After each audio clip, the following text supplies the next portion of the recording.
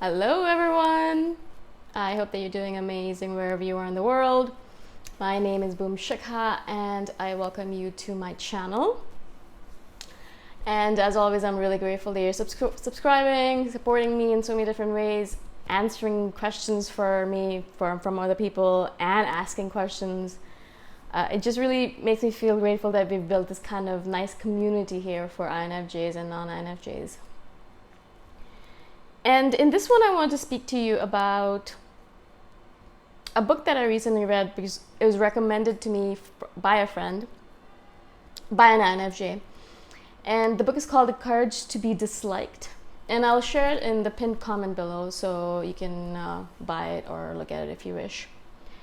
And it was a good book with lots of different things that I learned from it. But the main thing that I took away from it, which is why I wanted to do this video, is that INFJs have a tendency to involve themselves in things that are called other people's tasks.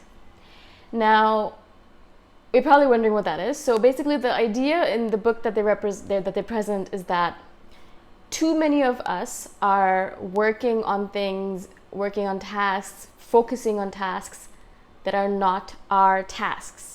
For example, it is your task to take care of your finances and to take care of your health. But it is not your task to take care of your parents' finances, to take care of their health. It's their task to take care of their finances and their health, unless they're in some kind of dire strait where they're mentally unwell or something like that, and then you've taken it on upon yourself to take care of it. But in general, it's not your task.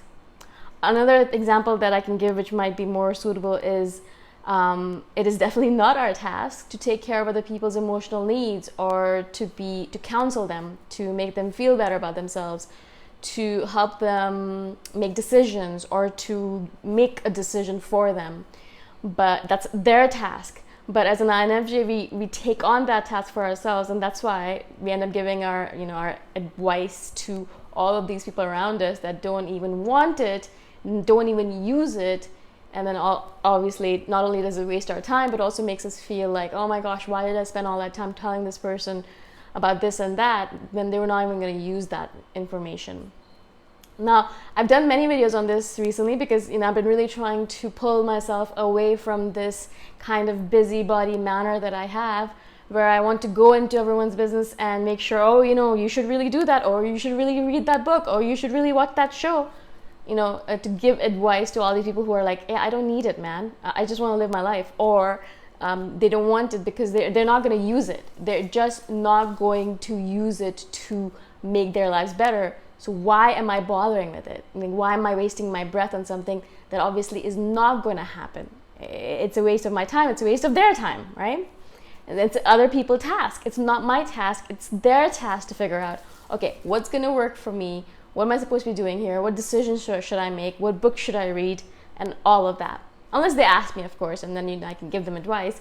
But in a lot of cases, as I've said many times before, INFJs have a tendency to involve themselves in other people's things, not because we want to be nosy or because of anything related to that, perhaps, mostly not that, but mostly because of this innate desire we have to help people, to save them necessarily, to become their savior, to help people be happy and well, and to boost their well-being, to boost their health. We just have this innate desire to make everyone around us happier than they ever have been before, and more balanced and just perfect, having perfect lives all around us. If that was possible, if we lived in a world that was possible, we'd be really happy.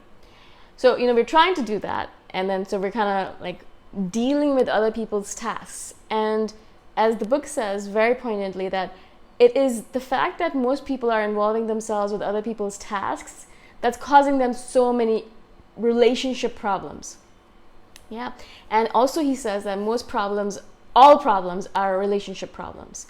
And so I know that for me, as soon as I started taking a little bit of a step back and saying, okay, is this my task, or is this other person's task? Particularly when my sister was living with me for the last 4 months, she just left and went back to Toronto.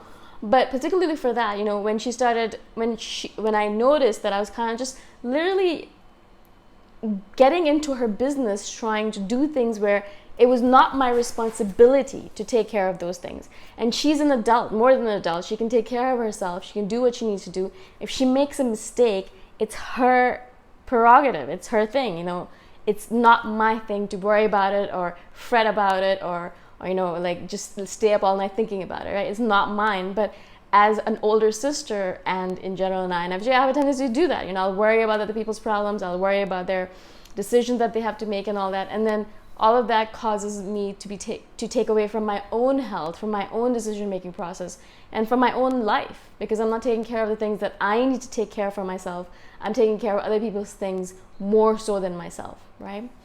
And so I did really notice that as soon as I started kind of pulling myself back, and it was literally like a pulling back. I have to really, every single time I'm like, I want to say something, I want to jump into the other person's task. I have to really be like, okay, pull yourself back into yourself, pull yourself back, and do not interfere. Do not interfere. I had to constantly, literally as if I was pulling myself back, say no. And all the time I had to say in my mind, it's not your task. This is her task. It's not your task. Do not involve yourself in other people's tasks. It's not your task. It's her task. And it's kind of funny because, at some point I got really annoyed by this whole process because I was like, I just want to involve myself in other people's tasks. And that's really literally the essence of being an INFJ. And sometimes people say that that's a positive trait of ours, but in fact I would say that actually it's a negative trait of ours. Because yes, we're empaths and yes, we're helpful and blah, blah, blah, but it really takes away from our own health, and it really does not help with the whole self-love, self-care mode that we want to be in. It's very draining and exhausting, right? And so, yes, it might take a little bit of effort and energy to pull yourself back and say, no, it's not your task. That is that other person's task. It's not your task. It's that other person's task. Let them take care of it so they can learn from it. It does take an effort in the beginning, but it really did help me because every single time my sister would be struggling with something and, my instinct is like, yes, I must go over function. I must help her. I must do this and that. I'm going to call people. I'm going to do this and that.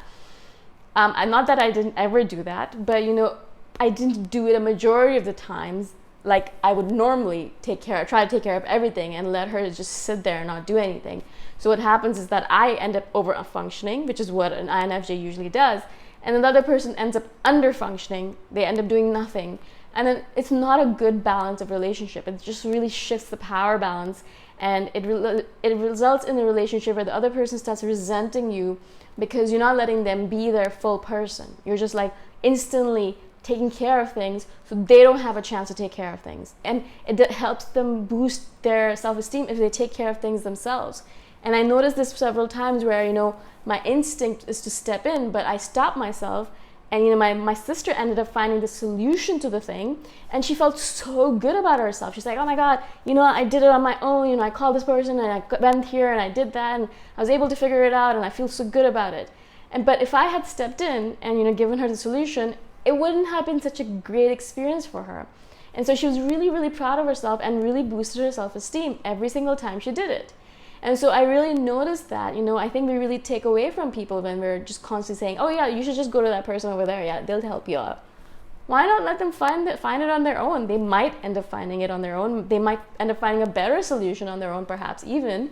And so, you are kind of depriving them of that, really, truly, if you think about it. And also, while I said, while I was not interfering with my sister and taking care of all that stuff, I was by myself in my room kind of thinking of creative ideas of TikTok videos to do, or these videos to do, or just spending energy on things I wish to do, rather than constantly be like, oh, so she's going through this. Okay, what should I do? I can do this for her and I can help her this way, or I could do that. I could call this person. I didn't have to do all that. I didn't have to spend time doing that, unless it was an emergency and she, was in a funk and she was like, oh, I really need help for this. And then I was like, yeah, sure, of course, I'm going to step in.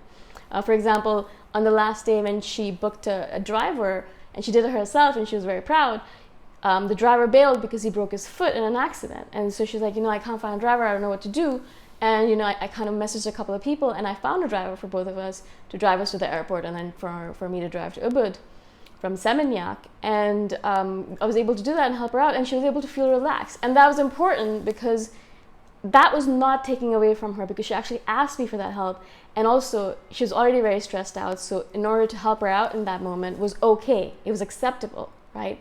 But in those moments when the person is not stressed out and not looking for help, and they really would benefit from you stepping away from it and letting them take care of things, it's very important for you to realize that is their task.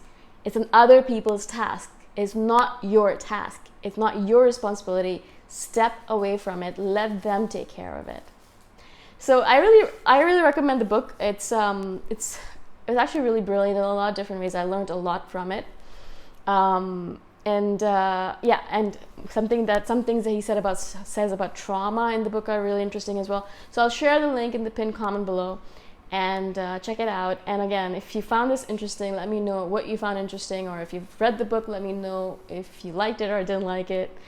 And again, thank you so much for being on my channel. I really appreciate all of you. Bye for now.